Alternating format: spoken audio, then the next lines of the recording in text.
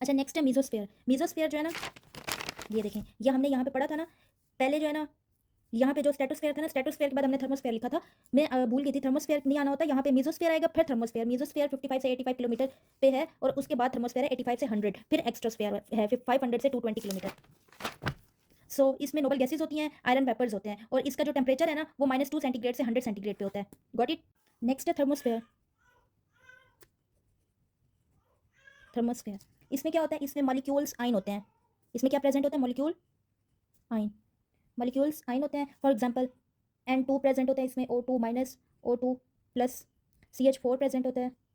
क्यों ये सारे आइंस यहाँ पे थर्मोस्फीयर पे ही आइंस क्यों होते हैं, क्योंकि यहाँ पे हीट ज़्यादा होती है। इसको हम आइनोस्फीयर भी कहते हैं क्योंकि सारे आइंस थर्मोस्फीयर वाली लेयर पे प्रेजेंट होते हैं। वहाँ पे हीट ज़्यादा होती है क्योंकि ये लेयर सन के जैसे जैसे ऊपर जाते जाएंगे, सन के करीब होती जाएगी ना, तो यहाँ पे हीट ज़्यादा होने की वजह से। और इसकी इंपॉर्टेंस क्या है, इसकी इंपॉर्टेंस ये है कि जैसे ऊपर से हीट आ रही होती है ना, डायरेक्ट हीट हमारी तरफ नहीं पहुंचती, ये जो है ना हीट एब्जॉर्ब कर लेती है। एनर्जी की जो रेडिएशंस होती है ना सारी, वो एब्जॉर्ब कर लेती है, और बिल्कुल स्मॉल अमाउंट में लोअर एनर्जी जो होती है ना रेडिएशंस की, वो हमारी तरफ पहुंचती है। बाकी सारी ये जो है ना ऑब्जॉर्व कर लेती है। इस वजह से लिख देते हैं ड्यू टू ट्रैपिंग, ट्रैप करता है ना किसको, of high energy radiation,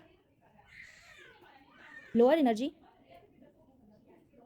radiation are coming toward earth and spotting life. ठीक है, डायरेक्ट हीट सन से हमारी तरफ नहीं पहुंचती। ये जो होती है ना, जो हाई एनर्जी वाली रेडिएशन होती है ना, उनको रोक लेती है, ट्रैप कर लेती है। बाकी जो लो एनर्जी होती है ना, वो हमारी तरफ पहुंचती है। इसका क्या टेम्परेचर होता है, -100 सेंटीग्रेड से +1500 सेंटीग्रेड। और ये जो लेयर होती है ना, हॉटेस्ट लेयर होती है, लेयर। अच्छा जी, अब हमने इन्वायरमेंट के सेगमेंट में पहला एटमॉस्फेयर कंप्लीट कर लिया है, एटमॉस्फेयर के सेगमेंट्स भी सब कुछ। अब आज हम पढ़ते हैं हाइड्रोस्फेयर।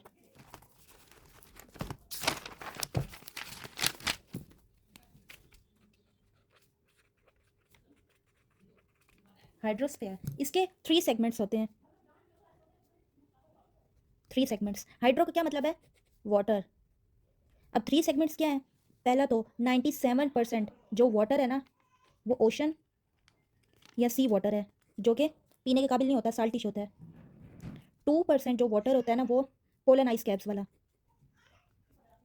ये भी पीने के काबिल नहीं होता। और जो 1% वाटर होता है वो फ्रेश वाटर है, फ्रेश वाटर। सिर्फ अर्थ में 1% वाटर जो है ना वो पीने के काबिल है, बाकी सारा पीने के काबिल नहीं है। इसके अब ना वाटर साइकिल की ना हम टाइप्स पढ़ते हैं या उसके स्टेप पढ़ते हैं। वाटर साइकिल, वाटर की साइकिल कैसे होती है, साइक्लेशन कैसे होती है, वाटर कैसे जो है ना वो बारिश की फॉर्म में, फिर ज़मीन पे आता है, फिर आसमान पे, फिर वो बादल बनते हैं। ये सारा प्रोसेस कैसे होता है वो हम देखते हैं। इसके ना 4 स्टेप होते हैं। पहला एवापोरेशन, एवापोरेशन के थ्रू। दूसरा transpiration. Third condensation. Fourth precipitation. ये 4 स्टेप हैं वाटर साइकिल के। इसको हम देखते हैं डायग्राम के थ्रू। अब देखें, अब फॉर एग्जांपल ये वाटर है जो हमारे ज़मीन पे होता है, ओशन का, लेक, रिवर्स, ये सारा जो ज़मीन पे वाटर होता है ये वो है। अब ये वाला जो वाटर है ना, ये वाटर वेपर्स के ज़रिए, बताती हूँ वाटर वेपर्स के ज़रिए कैसे एवापोरेट होता है, जिसको हम एवापोरेशन कहते हैं। अब जब धूप होती है ना, दिन का टाइम होता है, तो जो सूरज की गर्मी होती है ना, उससे जो वाटर होता है ना, वो भाप की सूरत में सूरज की गर्मी से भाप बनकर जो उसके वाटर वेपर्स बनते हैं ना, तो ऊपर जाता है, एवापोरेट, जिसको हम एवापोरेशन कहते हैं। एवापोरेशन की क्या डेफिनेशन होगी, conversion of water into water vapours. Evaporation की क्या डेफिनेशन है, conversion of water into water vapours. अब ये तो एवापोरेशन हो गई, और फिर उसके अलावा वाटर से भी होता है, मतलब ओशन, लेक, रिवर से भी। उसके अलावा जो प्लांट्स होते हैं ना, प्लांट्स के जो लीव होते हैं ना, पत्ते होते हैं, गर्मी में सूरज की रोशनी से जो गर्मी होती है ना, उससे भी उसके जो पत्ते होते हैं ना, लीव, वो भी भाप बन के ऊपर की तरफ जाते हैं, जिसको हम कहते हैं ट्रांसपरेशन। ट्रांसपरेशन का लीव में प्रोसेस सुना होगा, ठीक है। अब ये दोनों जो भाप की सूरत में है, ये जब ऊपर जाते हैं आसमान की तरफ, तो ऊपर क्या होता है, क्योंकि ऊपर का जो इन्वायरमेंट होता है ना वो कोल्ड होता है, तो ये जो है ना कंडेंसिएशन की फॉर्म में आ जाता है। अब क्या कहते हैं कंडेंसिएशन, किसको कहते हैं बताती हूँ। कंडेंसिएशन, कंडेंसिएशन उसको कहते हैं जब कोई भी वाटर वेपर्स होते हैं ना, वेपर्स, उनको हम ठंडा करते हैं ना, तो वो क्या होता है, वो लिक्विड की फॉर्म में बन जाते हैं। तो इसको हम क्या लिखेंगे,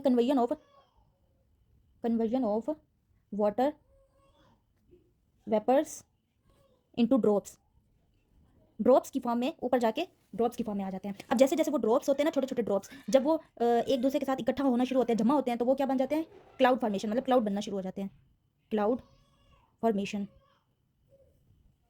अब जब ये क्लाउड, ये बादल इतना भारी हो जाते हैं कि उनमें मतलब बहुत ज़्यादा वजन हो जाता है इन वेपर्स का, ड्रॉप्स का, तो वो जो है ना, बादल जब भारी होते हैं ना तो वो बरसना। अच्छा, क्लाउड फॉर्मेशन के बाद जो है ना वो है प्रेसिपिटेशन। इसमें क्या होता है, जब बादल भारी हो जाते हैं ना, भारी, और वो मतलब ज़मीन की तरफ पानी बरसाना शुरू करते हैं, तो उसको हम, उस प्रोसेस को कहते हैं प्रेसिपिटेशन, ठीक है। और फिर लास्ट प्रोसेस क्या होता है, सरफेस रन ऑफ भी कहते हैं इसको, या फिर इसको जब पानी ज़मीन पे आता है तो उसको हम परकोलेशन भी कहते हैं, कि पानी वापस ज़मीन पे आता है, फिर वो मिट्टी में चला जाता है, कोई पानी समुद्रों में, नदियों में, और ऐसे ही सारा पानी डिवाइड हो जाता है। अब इस हाइड्रो, ये जो हमने पढ़ा है ना, ये जो वाटर साइकिल या हाइड्रोलॉजिकल साइकिल, इसकी इंपॉर्टेंस क्या है, व्हाई इट इज़ इंपॉर्टेंट, ये क्यों इंपॉर्टेंट है।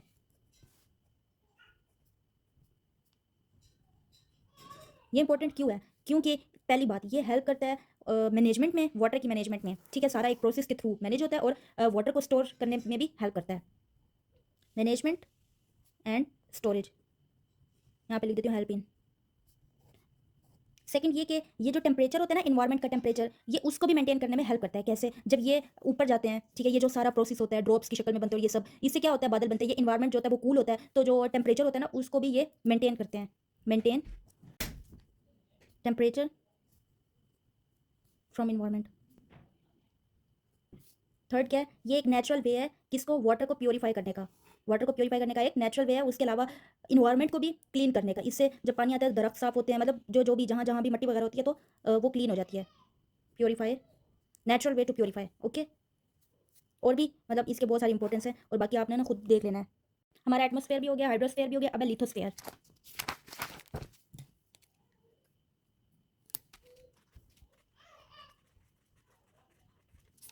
लिथोस्फेयर सोइल को कहते हैं। अब जो अर्थ है ना, वो 3 मेजर लेयर्स में डिवाइड हुई हुई है। कौन कौन सी हैं, पहली क्रस्ट, दूसरी मेंटल, और थर्ड कोर। अब जो ये क्रस्ट है, इसकी भी 2 लेयर्स है, ये भी डिवाइड हुआ हुआ है 2 लेयर्स में, लेयर्स।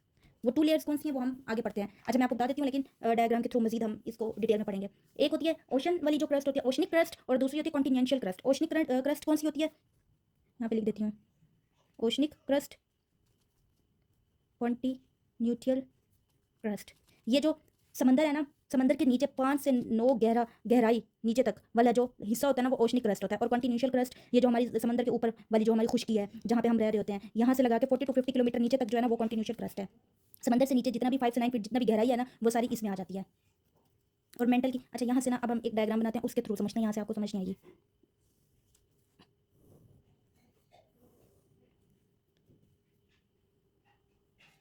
ये है हमारी कॉन्टिनेंटियल क्रस्ट, जो कि 40 to 50 किलोमीटर डेप्थ में जाके स्टार्ट होती है। इतनी खुश्की है ज़मीन पे, और ये सारा वाटर है, समंदर है। ये हुआ ओशनिक क्रस्ट, और ये कितना डीप हो, 4 से 9 किलोमीटर डेप्थ। ये तो क्रस्ट की 2 टाइप्स हुई, ये अभी ऊपर की बात कर रहे हैं। अब है मेंटल। ये जो मेंटल है ना, इसकी 3 टाइप्स हैं, मतलब 3 लेयर्स हैं। अब जो पहली लेयर है ना, वो यहाँ से स्टार्ट होती है, ये वाली, ये है लिथोस्फेयर। लिथोस्फेयर ये पहली लेयर है। ये जो है ना 100 किलोमीटर नीचे, ज़मीन से 100 किलोमीटर नीचे जाए ना, तो ये वाली लेयर शुरू होती है, लिथोस्फेयर, ठीक है। इसमें सारे क्या है, रॉक्स, ये रॉकी लेयर है। इसके बाद इससे थोड़ा नीचे, इससे और नीचे जाएंगे ना, 500 किलोमीटर नीचे जाएंगे तो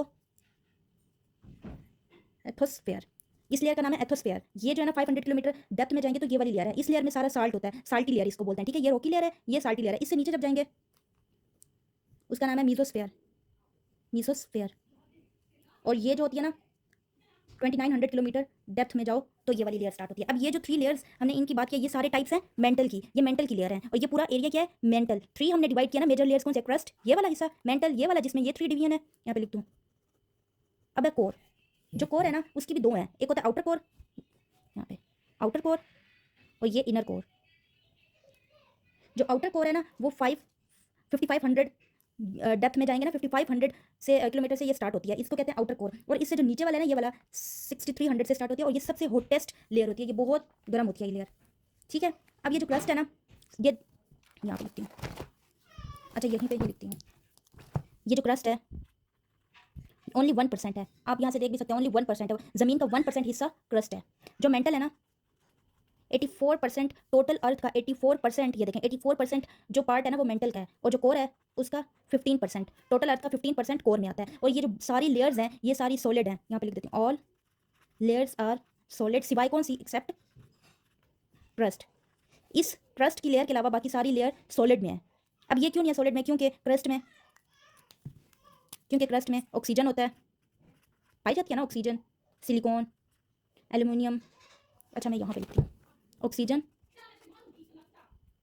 सिलिकॉन, एल्यूमिनियम, 47% ऑक्सीजन, सिलिकॉन 23%, 7 से 8% एल्यूमिनियम। और जो मेंटल है उसमें oxygen, silicon, iron, magnesium, sodium, potassium, ये सारे जो बोल रही हूँ ये लिखते जा रहे हैं, पोटाशियम, एल्यूमिनियम, कैल्शियम, ये सारे मेंटल में होते हैं। और कोर में क्या होता है, कोर जो है हॉटेस्ट लेयर ऑफ अर्थ है, इसमें कार्बन, आयरन, एन आई, ऑक्सीजन, सल्फर, हाइड्रोजन, सारे केमिकल इसमें होते हैं।